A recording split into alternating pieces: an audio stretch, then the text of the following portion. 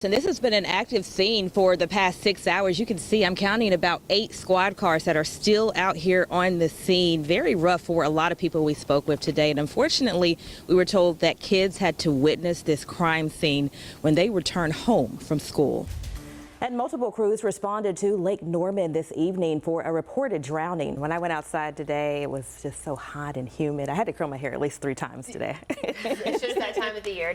Here at Stars Arcade, this business is boarded up right now, and people have been driving by all day, only to find the doors locked and the business shut down. First at 11 o'clock, we are keeping you weather alert with the start of a historic heat wave that is gripping the Queen City. Thank you so much for joining us for the news at 11 o'clock. I'm Siobhan Riley. It is so great to be with you. We are tracking reports of a shooting in Uptown. Thank you so much for joining us. I'm Siobhan Riley. You're taking a live look at the scene on North McDowell Street and East 7th Street. Medic tells us one person is fighting life-threatening injuries as we speak. Check this out. The Panthers holding their annual Fan Fest tonight in Uptown Charlotte. It was a special night for the fans and players, especially one very young new Panthers player in particular. Here at Charlotte Boxing Academy, students are taught to fight with their boxing gloves and put down the guns. One student I spoke with said this program is making a huge impact. Roll. Catch. Coach Sean Jackson is teaching students how to fight crime with boxing gloves. Slip, roll, 2, 3, 2.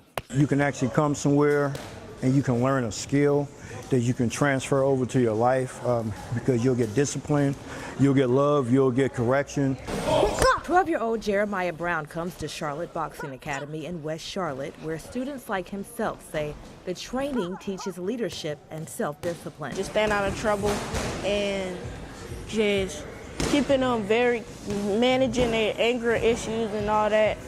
And this sport is to take it out and boxing. Come on, you got it. Jackson started coaching because of the impact it had on his life.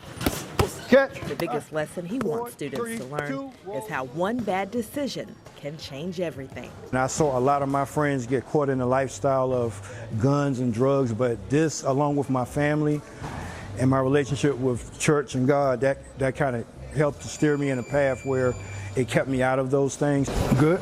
Ain't too tight, is it? He believes this program is one solution to fighting violence in a community where even some of the kids he coached were impacted by gun violence. Some of them that actually didn't get shot or killed, but got caught up in gun and gang violence. So it saddens us because we still try to go to the prison sometime and visit them. The nonprofit develops competitive amateur boxers. 2 boxers went on to earn the Youth World Champion titles.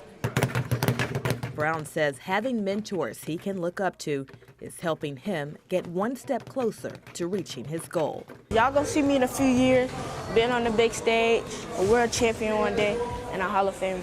Double those up, double them up. In West Charlotte, Siobhan Riley, WCNC Charlotte. There you go.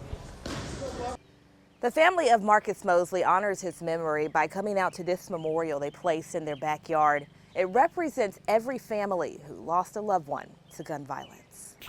Love you, Marcus. Tina Sykes Mosley looks up at this photo in her living room every day of her son Marcus Mosley, a 28-year-old who lost his life to gun violence in Burlington September of 2020. Mosley says her son was set up by someone he thought was his friend. It is absolutely devastating to bury my child, but the hardest thing ever is living without him.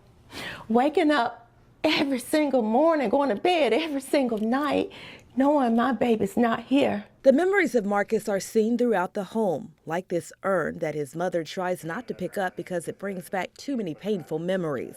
And it is so emotional when I do this, yeah. So I try not to, oh gosh, it's just chills. Mosley, who's awaiting trial for the suspects in her son's death, is turning her pain into purpose. She started her own nonprofit named after Marcus, Mothers Advocating for Real Change and Unwavering Support. The purpose of Marcus is to support other grieving mothers, give them what they need to navigate through the judicial system, help them navigate through this excruciating pain that'll never go away. The nonprofit is the Homicide Victims Assistance monthly support group providing comfort for families awaiting trial. Mosley knows how important it is to have that support because she will face her son's killer in court this September, which marks 5 years since his murder. 5 years is an incredible long time and very concerning because so many people, they have to find the witnesses, you know, and some people cannot be found. 3 people are charged with first-degree murder in her son's death. 2 others face other charges, which means Mosley has to go to court 5 separate times. Although she knows nothing can bring Marcus back, she hopes her story can help other families know they are not alone. I was supposed to outlive him, you know. He was supposed to be here. In the meantime, she'll use her son's memorial garden to keep spreading the message about gun violence and the life her son lived. I love you, baby. I would say I love you, and your name will forever live. In Union County. Wish you were here, Marcus. Siobhan Riley, WCNC Charlotte. The director of programming here at Sunset Farm says residents in this community have to walk 2 to 5 miles just to get to a full access grocery store. But this fresh produce is making a difference. I look at the homeless, you know, that don't have nothing to eat. And see, I was once there. There's a story behind Joyce Phillips's tears. She remembers the time when she didn't have access to fresh food and produce. It means a lot because I had a lot of health problems.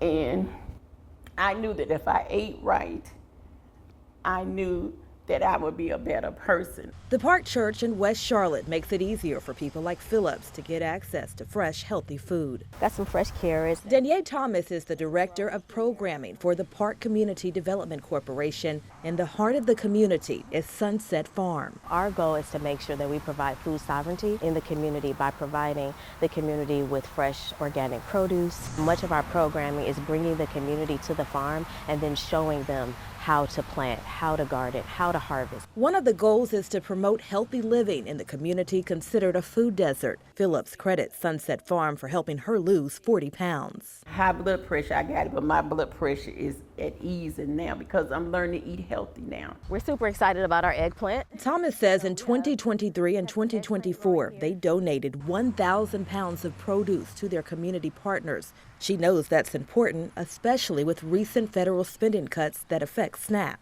What you would usually spend with your SNAP benefits, if we're able to grow that here, we're helping to lower your food costs. Thank God. I'm in a place now where I don't have to, you know, go out there and beg or not like that. I'm in a place where if I need to go to get something to eat, I know that the farm is there for me. In West Charlotte, Siobhan Riley, WCNC Charlotte.